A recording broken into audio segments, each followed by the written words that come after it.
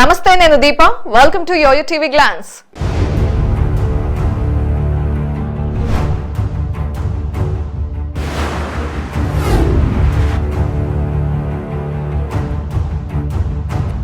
Donald Trump ఎప్పుడు ఎలాంటి నిర్ణయాలు తీసుకుంటారో అంచనా కూడా వేయలేం.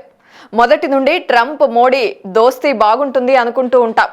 కానీ తాజాగా ట్రంప్ రష్యా చైనాలతో పాటుగా ఇండియాకు కూడా షాక్ ఇచ్చారు. అది కూడా ట్రంప్ స్వయంగా ట్విట్టర్ ద్వారా ఈ విషయాన్ని తెలియజేశారు. బ్రిక్స్ దేశాలు అమెరికా డాలర్స్కు ప్రత్యామ్నాయంగా కనుక కొత్త కరెన్సీని తయారు చేసి లేదా వేరే దేశ కరెన్సీ ద్వారా ఇంటర్నేషనల్ బిజినెస్ చేస్తే మేం చూస్తూ ఉండమంటూ వార్నింగ్ ఇచ్చారు. ఒకవేళ మీరు US డాలర్లను తగ్గించే విధంగా వ్యాపారాలు చేస్తే పాలసీలను తీసుకువస్తే 100% టారిఫ్ను విధిస్తాను అన్నారు. మీరు వేరే దేశం వ్యాపారాలు చేసుకోండని డైరెక్ట్ గానే వార్నింగ్ ఇచ్చారు. ఈ వార్నింగ్ కారణంగా రష్యా చైనాలే కాదు భారత్ కూడా నష్టపోతుంది. 2009లో బ్రెజిల్, రష్యా, ఇండియా, చైనా ఇంకొన్ని దేశాలు కలిసి బ్రిక్స్ అనే గ్రూప్ను క్రియేట్ చేశాయి. యూరప్, వెస్ట్ దేశాలు ఎలా అయితే G7 అనే గ్రూప్ను ఏర్పాటు చేశారో సేమ్ అలాగే ఏషియా, సౌత్ అమెరికా, ఆఫ్రికా దేశాలు బ్రిక్స్ అని స్థాపించుకున్నారు. అయితే ఈ బ్రిక్స్ గ్రూప్లో India, China, Brazil, Russia, south Africa, Iran, Israel, Ethiopia మరియు UAE దేశాలు కూడా ఉన్నాయి. ఇంకా 30 దేశాలు ఇందులో చేరేందుకు సిద్ధంగా ఉన్నాయని అంటున్నారు. ఈ మధ్య జరిగిన ఓ ఇంటర్వ్యూలో మన విదేశాంగ మంత్రి జైశంకర్ను యాంకర్ మీరెందుకు బ్రిక్స్ స్థాపించారు అంటూ అడిగింది. దానికి సమాధానంగా ఆయన, మీరు G7లో వేరే ఏ దేశాన్ని జాయిన్ చేసుకోరు కాబట్టి మేము సపరేట్ క్లబ్ను తయారు చేసుకున్నామని అన్నారు.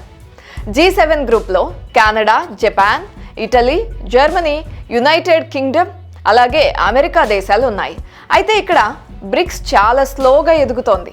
2024 అక్టోబర్ 22న రష్యాలోని కజాన్లో బ్రిక్స్ సమ్మిట్ జరిగింది. ఇక ఈ సమ్మిట్లో బ్రిక్స్ రానున్న రోజుల్లో బ్రిక్స్ కరెన్సీ అంతర్జాతీయ స్థాయిలో వ్యాపారం చేయబోతోందని క్లూ ఇచ్చారు. ఇక దీంతో పాటుగా ప్రపంచవ్యాప్తంగా స్విఫ్ట్ బ్యాంకింగ్ సిస్టమ్ను మార్చేందుకు బ్రిక్స్ కొన్ని పాలసీలను తీసుకువస్తుందని స్టేట్మెంట్స్ కూడా ఇచ్చారు. అయితే ఇక్కడ మరో విషయం ఏంటంటే ప్రపంచంలోని 90% వ్యాపారం అమెరికా డాలర్స్తోనే జరుగుతుంది. భారత్ అమెరికా నుండి చమురు కొనాలన్నా, చైనా అమెరికా నుండి ఐఫోన్ కొనాలన్నా, శ్రీలంక బ్యాంకాక్ నుండి రైస్ కొనాలన్నా అన్నీ కూడా US డాలర్స్ ద్వారానే చెల్లింపులు అనేవి జరుగుతాయి.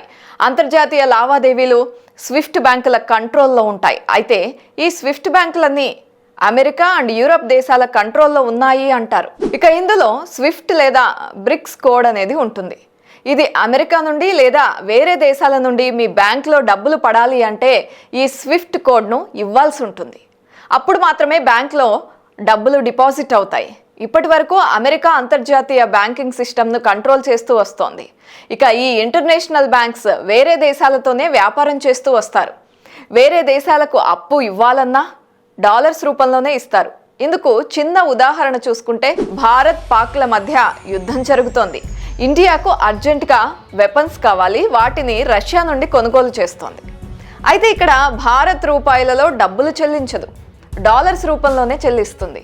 ఒకవేళ రూపాయల్లో కనుక చెల్లిస్తే రష్యాకు నష్టం. ఎందుకంటే $1 విలువ 80 రూపాయల్లో ఉంటుంది. అదే రూపాయల్లో భారత్ చెల్లించింది అనుకుందాం, రష్యాకు ఆ వెపన్స్ తయారు చేసేందుకు $100 అవసరం అవుతాయి. కానీ ఇక్కడ ఉన్నది రూపీస్ కాబట్టి సొంతంగా రష్యా చెల్లించాల్సి ఉంటుంది. కాబట్టి డాలర్స్ రూపంలోనే చెల్లించాలని ఆయా దేశాలు కోరుకుంటాయి. అందుకే దాదాపుగా అన్ని దేశాలు డాలర్స్ను నిల్వ ఉంచుకుంటాయి. ఇందులో మన భారత్ దాదాపుగా $700 బిలియన్ నిల్వ చేస్తోంది. ఇక చైనా అయితే $4 ట్రిలియన్ డాలర్స్ను నిల్వ ఉంచుకుంది. ఇలాగే దాదాపుగా ప్రపంచంలో ఉన్న దేశాలు $11 ట్రిలియన్ అంటే భారత్ GDP కంటే 3 రెట్లు ఎక్కువగా కరెన్సీను తమ రిజర్వ్ కరెన్సీగా తమ ఖజానాలో దాచుకున్నారు. ఈ డబ్బును దేశంలో యుద్ధాలు వంటి ఎమర్జెన్సీ సమయంలోనే వాడతారు. కానీ ఇప్పుడు బ్రిక్స్ డాలర్ కాకుండా వేరే కరెన్సీతో వ్యాపారం చేద్దామంటోంది. మొన్నటి వరకు చైనా, భారత్, రష్యా గోల్డ్ను పెద్ద మొత్తంలో కొనుగోలు చేశారు. ప్రస్తుతం గోల్డ్ రేట్లు హైలోనే ఉన్నాయి కాబట్టి డాలర్కు ప్రత్యామ్నాయంగా గోల్డ్ను చెయ్యాలి అని వీరనుకున్నారు. అది కూడా ఇప్పుడు ఫెయిల్ అవుతున్నట్లుగా కనిపిస్తోంది. బ్రిక్స్ అనే ఒక సెపరేట్ కరెన్సీని స్థాపించినా సక్సెస్ అవుతుందా లేదా అనేది చెప్పలేం. అమెరికా కరెన్సీని నమ్మినట్లుగా అందరూ ఈ బ్రిక్స్ కరెన్సీని నమ్మే ఛాన్స్ ఉండదు. ఎందుకంటే బ్రిక్స్లో ఉన్న దేశాలకు స్టెబిలిటీ లేదు. చైనా, రష్యాలు నియంత దేశాలు. రేపు ఒకవేళ పుతిన్కి ఏమైనా అయితే రష్యా ఆర్థిక వ్యవస్థ పడిపోతుంది. ఎందుకంటే సివిల్ వార్ వచ్చేస్తుంది అక్కడ. చైనాలో కూడా అంతే. అసలు అక్కడ ఏం జరుగుతోందనేది ఎవ్వరికీ క్లారిటీగా తెలియదు. అదే అమెరికాలో ట్రంప్కి ఏమైనా అయితే వైస్ ప్రెసిడెంట్ ఉన్నారు. ఒక ట్రాన్స్పరెన్సీ ఉంటుంది అమెరికా గురించి మాట్లాడుకుంటే. ఇక ఇప్పుడు ట్రంప్ ఇచ్చిన వార్నింగ్ విషయానికి వచ్చేద్దాం.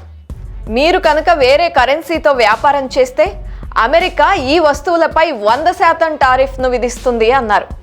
టారిఫ్ అంటే ఇంపోర్ట్ డ్యూటీ ట్యాక్స్. భారత్ నుండి అమెరికాకు వెళ్లే వస్తువులపై ఇంపోర్ట్ డ్యూటీ ట్యాక్స్ పెంచుతారు.